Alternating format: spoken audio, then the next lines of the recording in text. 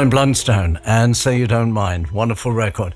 Now, if you have a cover version where you think it's better than the original, please send an email to walker@bbc.co.uk and put BTO in the subject box. And the same email address, of course, for any requests and dedications on future shows. Thanks for being with us this afternoon, letting us share your Sunday. I'll be back with the Rock Show next Friday at 11 and more Sounds of the 70s Sunday afternoon at 3. Coming up next, it's Rob Beckett after the latest news at 5 o'clock. This is Radio 2 on BBC Sounds and on your smart speaker. Play BBC Radio 2. BBC News at 5 o'clock. This is Anthony Birchley.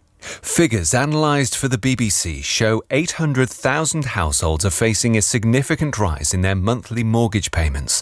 Higher interest rates mean new fixed-rate deals are far more expensive than those coming to an end, as our business correspondent Mark Ashdown explains. According to the analyst's Money Facts, the average interest rate on a 5-year fixed-rate deal for a £250,000 mortgage has gone from less than 3% in 2018 to 5.62% today. Repayments of £1,175 a month back then would now be £378 extra every month. Comparing the same size mortgage on a 2-year fixed deal, the average rate has gone from 2.5% in June 2021 to 6% today. Payments would now be £480 more expensive every month. The Levelling Up Secretary Michael Gove has apologised unreservedly after a video emerged showing Conservative Party workers drinking and dancing at a Christmas celebration while COVID restrictions were in place. The footage of staff from the London mayoral campaign was filmed in December 2020 at the party's headquarters. Charlotte Hodges' husband died from COVID during the pandemic. She said she was disgusted by the video. These were their rules. They brought these rules in. It's upsetting and it makes me angry. You know, it's okay for them to say sorry. It's just words. The former First Minister of Scotland, Nicola Sturgeon, has said she's done nothing wrong after appearing in public for the first time since her arrest last Sunday.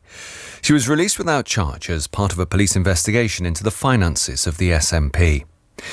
American officials say talks in Beijing between the US Secretary of State Antony Blinken and China's Foreign Minister Qin Gang were candid, substantive and constructive. The main goal of the meeting was to help stabilise US-China relations after months of growing tensions.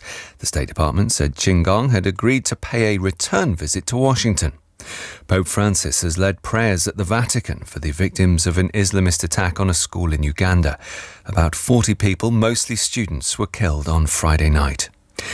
Katie Boulter has cemented her position as Britain's #1 women's tennis player with victory over Jodie Burrage in the Nottingham Open. She won 6-3, 6-3 in the first all-British WTA Tour final since 1977. She said she was thrilled to win her first title. I dreamt of this moment at this tournament since I was a little girl that was training here when I was 4 or 5 years old. So coming here as a fan and also now having come here as a player and dreaming big and somehow found a way to win it today, it means more than everything to me. And the weather, heavy rain will move northwards across northern and eastern England and Scotland, but will clear England and the far south of Scotland by dawn. Drier elsewhere with clear spells. That's the BBC News at 5:03. Now with the travel, here's Orna. Anthony, thank you. Lancashire queues on the M6 and heading south between 32 and 31A. So at the Broughton interchange in the M55 down towards Longridge, there was an accident and one of the lanes is still closed. There are queues in Cheshire, quite a few areas to watch out for. The M56 was slow around the M53 at junction 15. It's been busy on the M6 through Cheshire as well, southbound, down from Sandbach to Crewe through the roadworks section, and heavy in the West Midlands on the M6 northbound at 6 Spaghetti Junction near Birmingham. Flooding means that all traffic was held and apparently it's just reopened so you can get past but with care. Care's needed there. The M6 northbound as well at junction 8, so near the M5 heading up to Wednesbury. That's after an earlier accident, so still looking busy there. The M40 queues are still there at Bicester. It's northbound junction 9 to junction 10 at Brackley, an accident where a car overturned and 2 lanes were closed. And the M1 in Bedfordshire taking you 20 minutes still, junction 12, that's at Flitwick. That's where the resurfacing's going on after a shed load, and 2 lanes are still closed with the queue stretching back to junction 13 at Bedford. And then the London to Brighton bike ride event, so still rolling closures have been in. It finishes at Brighton Seafront. Quite a few of them are starting to be lifted now, so you will find an improvement there. The M3, of course, closed northbound over the weekend, 5 Hook to 4A at Farnborough. And then you've got the A30 closed in Cornwall. It's a long section of it as well, near Scoria. Back with your next travel update in an hour.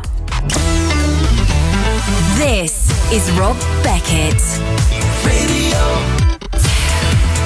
BBC. Radio 2. Oil.